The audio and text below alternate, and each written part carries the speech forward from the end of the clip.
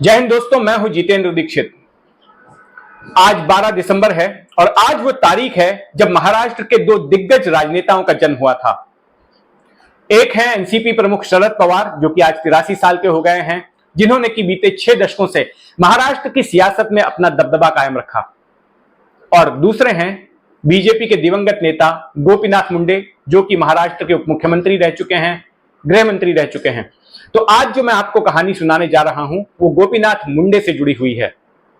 दोस्तों, आपने अगर फिल्म सत्या देखी है, जो कि 1998 में रिलीज हुई थी, राम गोपाल वर्मा ने बनाई थी, तो उसका वो सीन आपको याद होगा जहां पर कि परेश रावल, जो कि पुलिस कमिश्नर अमोद शुक्ला की भूमिका निभाते हैं, उनकी मुख्यमंत्री से बहस होती है और मुख्यमंत्री उनसे सवाल करते हैं कि शहर में जिस तरह से कानून व्यवस्था बिगड़ी हुई है, खुलेआम मारपीट हो रही है, खून खराबा हो रहा है, तो उसको क्यों नहीं रोका जा रहा।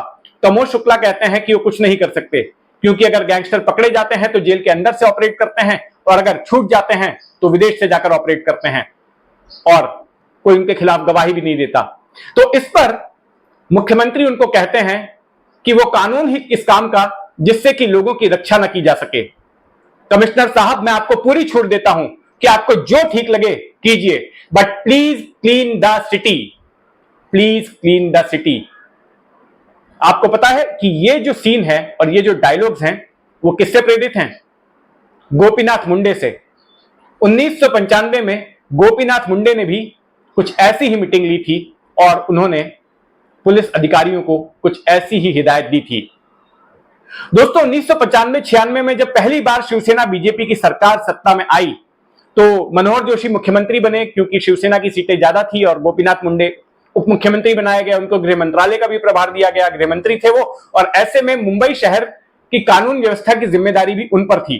लेकिन मुंडे के लिए यह पद कांटों के ताज के पहनने की तरह था, क्योंकि मुंबई शहर की हालत उन दिनों खराब थी।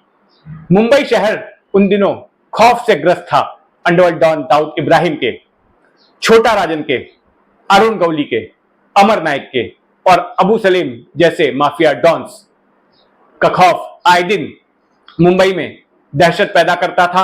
आए दिन इन गिरोहों की ओर से खून खराबा किया जाता था।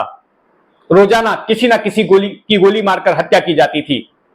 कारोबारियों की, बिजनेसमैन की, बिल्डर्स की, बार मालिकों की, फिल्मकारों की हत्याएं होती थी और पुलिस उनके सामने हतबल नजर आ रही थी, क्योंकि अगर इनको पकड़ा जाता था, गैंगस्टरों को, शूटरों को, तो गवाहों को डरा धमकाकर ये लोग छूट जाते थे और फिर से खून खराबे को अंजाम देते थे।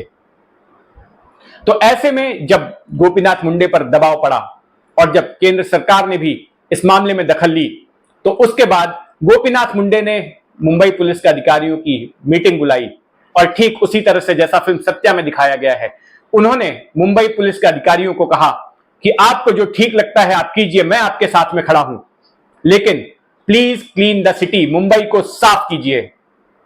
और उनकी इस मीटिंग के बाद मुंबई शहर में शुरू हो गया एनकाउंटर्स का सिलसिला। 1995 में जब गोपीनाथ मुंडे ने यह पद संभाला था, तब सिर्फ 7 ही एनकाउंटर हुए थे, लेकिन उसके अगले साल एनकाउंटर की संख्या सीधे बढ़कर 1996 में 59 हो गई, 59 हो गई, और उसके अगले साल यानी कि 1997 में यह संख्या 70 की पहुंच गई। गैंगस्टरों को पकड़ पकड़ कर मारा जाने लगा। हर दिन किसी ना किसी गैंगस्टर का एनकाउंटर होता था। अगर गैंगस्टर किसी की हत्या करते थे तो बदले में पुलिस भी किसी गैंगस्टर को मार देती थी, और किसी के ऊपर भी अगर एक भी हत्या का मामला होता था तो पुलिस महकमा उसको एनकाउंटर के लिए एकदम फिट केस मानता था। एनकाउंटर की वजह से मुंबई पुलिस में एक अधिकारियों की अलग नस्ल पैदा हो गई, जिनको कि एनकाउंटर स्पेशलिस्ट अधिकारी कहा जाने लगा। मीडिया इनको हीरो की तरह पेश करती थी। प्रदीप शर्मा, विजय सालस्कर, दया नायक, रविंद्र रांगरे, प्रफुल्ल भोसले जैसे तमाम नाम आए दिन अखबारों में छपते थे, और यही वो अधिकारी होते थे जो कि अलग अलग गिरोहों के तमाम गैंगस्टर्स को खत्म करते थे। लेकिन 1997 में हुआ यह कि बहुत सारे मानवाधिकार संगठन, सिविल राइट्स के संगठन, कई संस्थाएं, उन्होंने बॉम्बे हाईकोर्ट का दरवाजा खटखटाया और कहा कि ये जो हो रहा है वो गलत हो रहा है, ये सारे एनकाउंटर्स फर्जी हैं, लोगों को पकड़ पकड़ कर मारा जा रहा है, ये एक्स्ट्रा जुडिशियल किलिंग्स हैं। इसके बाद बॉम्बे हाईकोर्ट ने सेशंस कोर्ट के जज अग्रवाल को जिम्मेदारी दी कि वो इस पूरे मामले की जांच करें और अपनी रिपोर्ट सौंपें। 1998 में यह रिपोर्ट आई और उस रिपोर्ट में काफी तीखे शब्दों का इस्तेमाल किया गया जज अग्रवाल की ओर से पुलिस के प्रति, और एक तरह से इस आरोप को उन्होंने सही माना कि एनकाउंटर्स जो हो रहे थे तमाम फर्जी थे और पुलिस गलत कर रही थी, और उन्होंने एक तरह से संकेत दिया कि पुलिस कर्मियों के ऊपर हत्या के मुकदमे चलाए जाने चाहिए। अग्रवाल की रिपोर्ट आने के बाद पुलिस महकमे में खौफ का माहौल पसर गया, पुलिस का मनोबल डाउन हो गया, एनकाउंटर्स होने बंद हो गए, और इसी का फायदा अंडरवर्ल्ड ने फिर से उठाया और फिर से शूटआउट का सिलसिला शुरू हो गया।